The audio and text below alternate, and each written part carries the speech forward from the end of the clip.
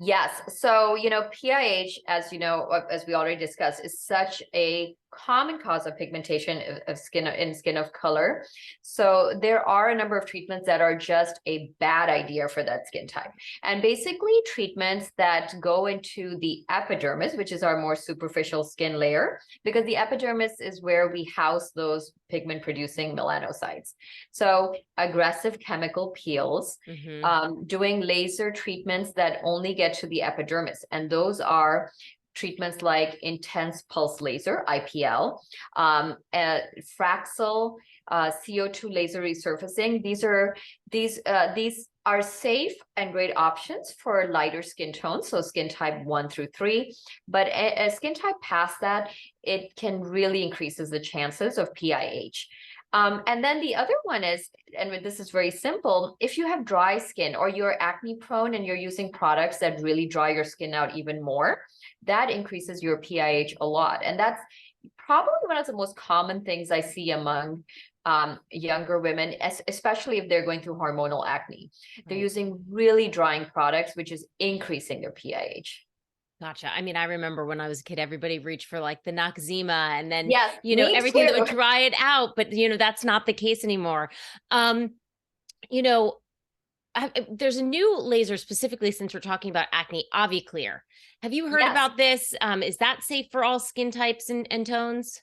Yeah, I have looked at AviClear. So AviClear is, I would say it's more of a laser that sort of fights the bacterial burden, Okay.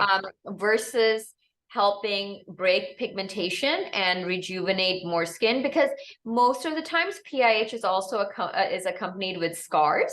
So Right. you want to do a treatment that's really addressing both those things.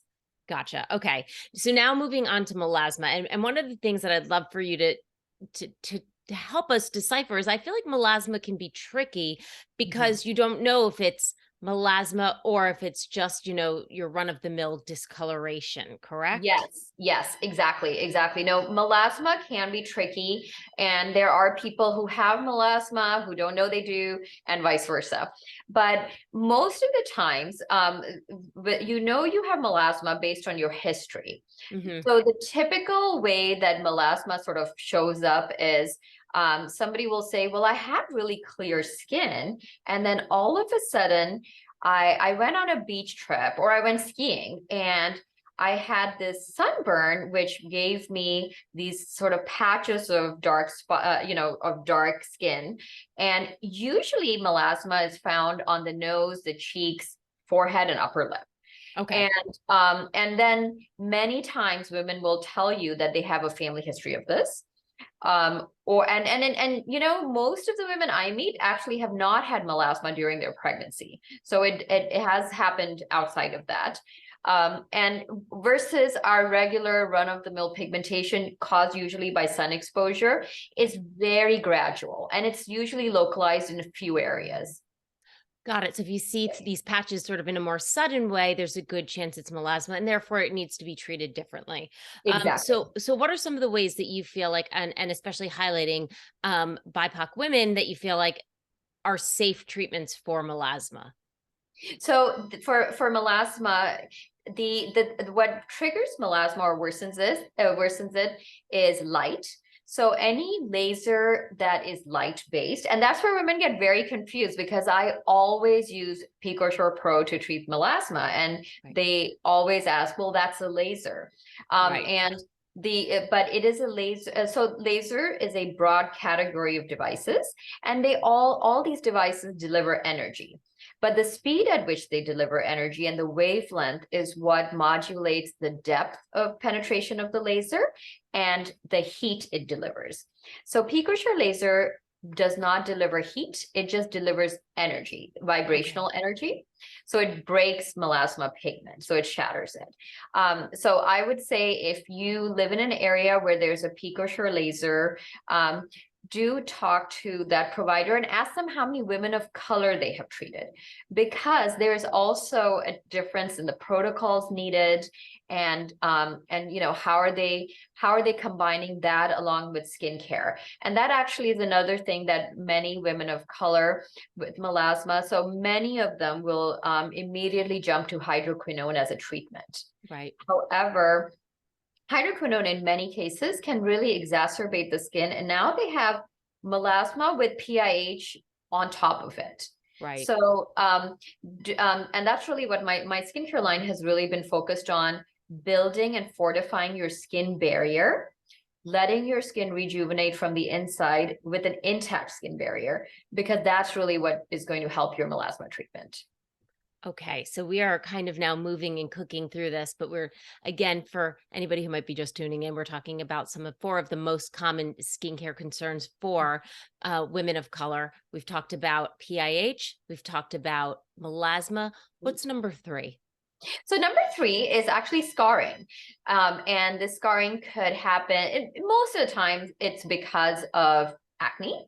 Right. And again, the acne, it's not that women of color or people of color are more prone to getting acne, but they are more prone to scarring after that acne has subsided. So that's another common one. And I see a lot of patients with acne scarring or any kind of scarring because it's usually also associated with that PIH. So they're kind of coming in, so they kind of go hand in hand.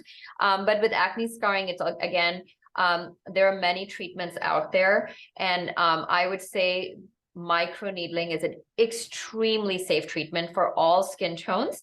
And again, I will also use peak or shore laser for scarring, but if the acne scarring is light, then microneedling does a beautiful job very safely. Now, when you're doing microneedling, are you doing it with or without radiofrequency? Both. So I use radiofrequency in the microneedling only when we are working with someone with more severe scarring, and then without radiofrequency for just light scarring. Great. Okay. And what's the 4th concern?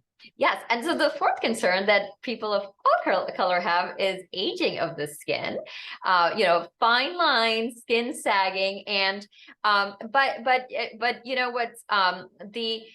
again, there's so many great technologies available to address that. Again, it's just knowing which one won't harm you and will still give you great effect. So microneedling with radiofrequency, beautiful treatment for that. But something that a lot of people don't realize, even if they're medical spa providers, is that radiofrequency, microneedling with radiofrequency has to also be done safely because it produces heat. Right. So the mode of operation of that radiofrequency matters. And but yes, just like everybody else, skin aging is a concern for everyone. Now, I know that in California, you've got, is it 3 medical spas? That's correct. And you have really established yourself as a provider, specifically for women of color, that can handle women of color. How in the rest of the country, if we're looking for a provider, how can we find one? What are the things that we should be looking for? That's an excellent question, because I think that there are so many options and providers available. What I would say is first go to their social media pages, look at their before and afters, look at their style of work, because there are providers who will always go to injectables first. Maybe they really like using Botox and fillers to, address aging of skin, but maybe they're not giving obviously too many options for pigmentation. Now they may even have the peak or shore laser in their practice, but they may be underutilizing it. So I always recommend go to their social media pages, look at what kind of work they do. And then when you go to your provider, ask them how many people with your skin tone they have treated, because that's really important. That is important. And I know that you'd mentioned that before. What a great tip. You want to make sure that you're certainly not the first. Yes, exactly. So let's talk a little bit about, you created a line specifically geared towards women with melanin rich skin. Tell us a little bit about that. So, this line was created from initially for selfish reasons because I, like many peers, was as a teenager, I had acne and I was using Noxzema, Yeah. the St. Ives apricot scrub on my face. I know it sounds like a crime today, but I mean, I loved that scrub. Everybody loved that scrub. And it was so funny. We all everybody thought did. that we were doing something great, but we were Yes. not. I know, I know. I mean, now when you see it sold, people are like, well, you should use it on your elbows, on your feet. And I was, and you're right.